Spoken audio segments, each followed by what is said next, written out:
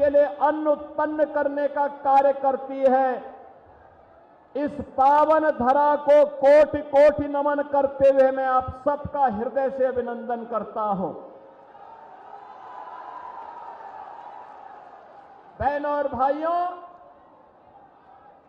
जब बंगाल की बात होती है तो हमें भारत के राष्ट्रगान और राष्ट्रगीत देने वाले दो महान पुरुषों का याद स्मरण हो जाता है। याद करिए, जब स्वतंत्र भारत को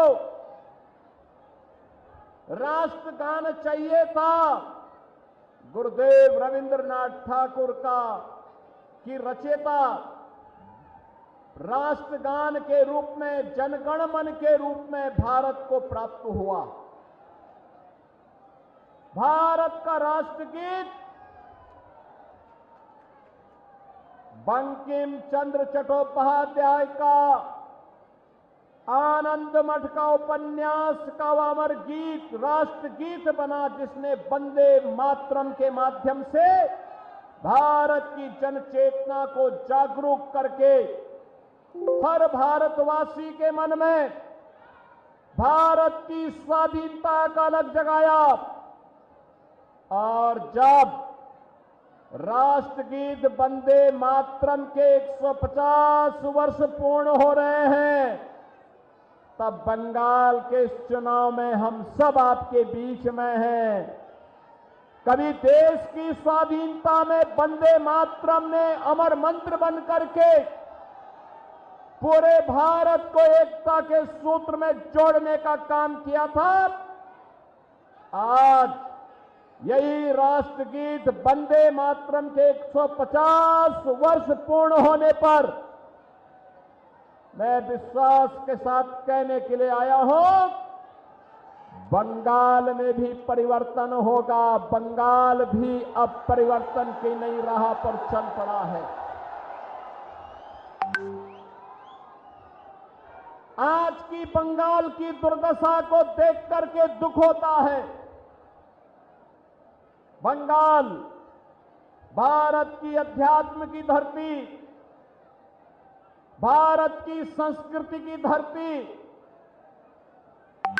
भारत की कला और शिक्षा की धरती, बंगाल, जिस बंगाल ने भारत को कला दी है, संस्कृति दी है, अध्यात्म में एक से एक उच्च कोटि के आध्यात्मिक साधक दिए हैं, जिस बंगाल ने भारत को उद्यमता कैसे होती है ये दिखाया था। और याद करिए, आजादी के कुछ वर्षों तक भारत की जीडीपी का एक बड़ा हिस्सा बंगाल के हिस्से में आता था, बंगाल उसे उपलब्ध करवाता था। अपनी उद्यमता से, अपने परिश्रम से, अपने कल कारखानों से, अपने युवाओं की प्रतिभा से, अपने श्रमिकों के श्रम से आज वह बंगाल पहले कांग्रेस ने, फिर वामपंथ ने और अब टीएमसी पिछले 15 वर्षों से उस बंगाल को अब कंगाल करने की दिशा में आगे बढ़ाए हैं। बहनों और भाइयों, याद करिए, कभी देश की आजादी के लिए इस बंगाल की धरती से खुदीराम बोस ने हंसते हंसते फांसी के फंदों को चुना था। यही बंगाल की धरती है जिस बंगाल की धरती ने भारत का आह्वान किया था नेताजी सुभाष चंद्र बोस के माध्यम से कि तुम मुझे खून दो, मैं तुम्हें आजादी दूंगा। ये बंगाल की ही धरती थी। बहनों और भाइयों, बंगाल की धरती जिसने स्वामी विवेकानंद जैसा सन्यासी दिया, भारत का हर नागरिक, हर युवा जब भारत के अध्यात्म में जाने का प्रयास करता है, उसके सामने एक तस्वीर होती है, वह होती है स्वामी विवेकानंद की, रामकृष्ण परमहंस की।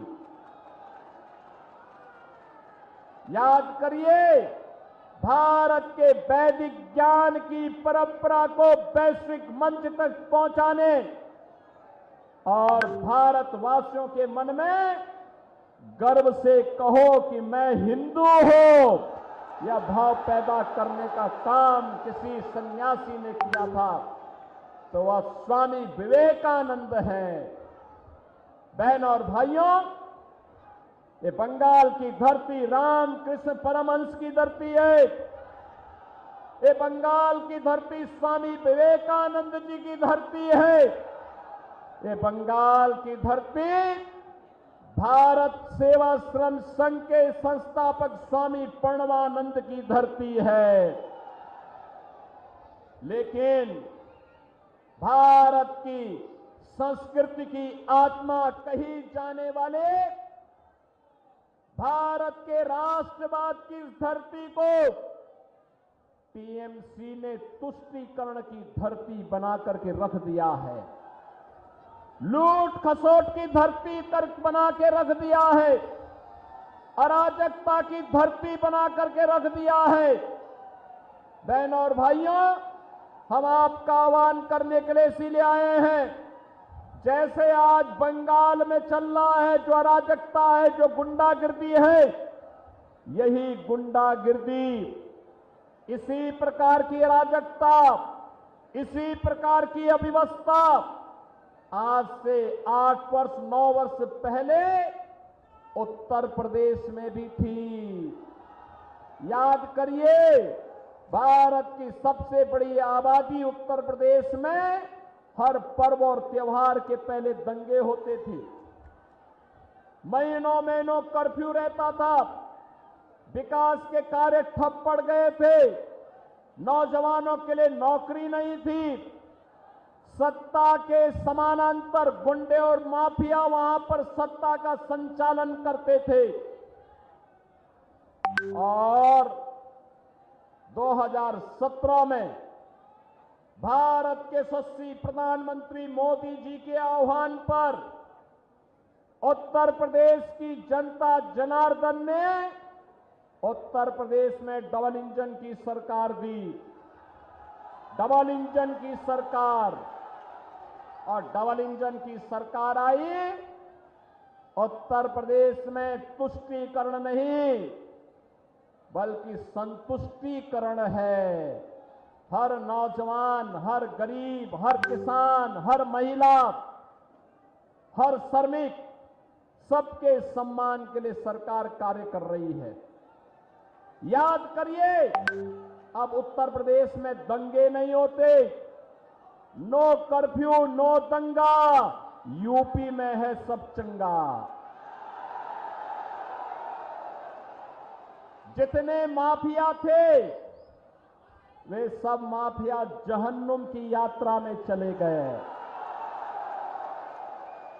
नहीं, अब कोई माफिया है वहां, अब कोई माफिया नहीं, कोई गुंडा नहीं। अब तो वहां पर हर नागरिक सुरक्षित है। और सुरक्षा का एहसास देखना हो, आज उत्तर प्रदेश भारत की इकोनॉमी में ग्रोथ इंजन के रूप में अपनी भूमिका का निर्वहन करता हुआ दिखाई दे रहा है। बहनों और भाइयों, याद करिए, अयोध्या में श्री राम जन्मभूमि के लिए बड़ा आंदोलन चला था। बंगाल के भी हमारे बहुत सारे कार सेवक गए थे।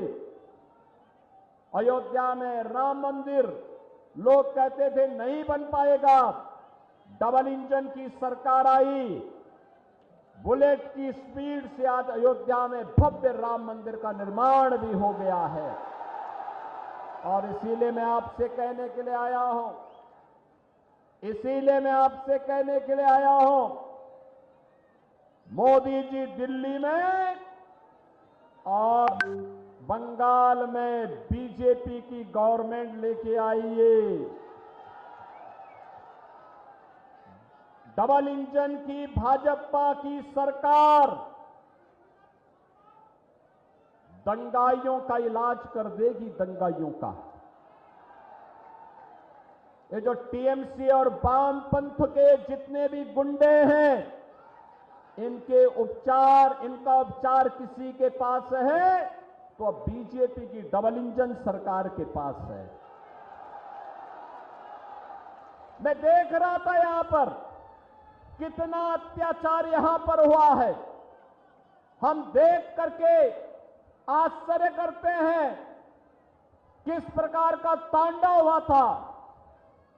हमारे कार्यकर्ता सुमन बावरी को गोली मार दी गई, स्वरूप घोष, पलाश घोष, उत्पल दास जैसे कार्यकर्ताओं के घर उजाड़ दिए गए।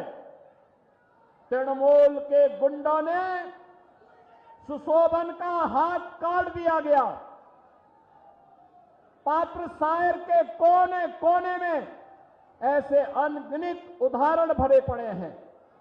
बहनों और भाइयों, हमें दुख होता है बंगाल का किसान और बिशनपुर का किसान तो अन्न उत्पादन करने वाला, भारत का पेट भरने वाला हमारा अन्नदाता किसान है, लेकिन उसको दाम नहीं मिल पा रहा। यहां पर आलू उत्तर प्रदेश के अंदर आज के दिन पर 15 से 16 रुपया किलो उसका दाम मिल रहा है और बंगाल में 1 से 1.5 रुपया।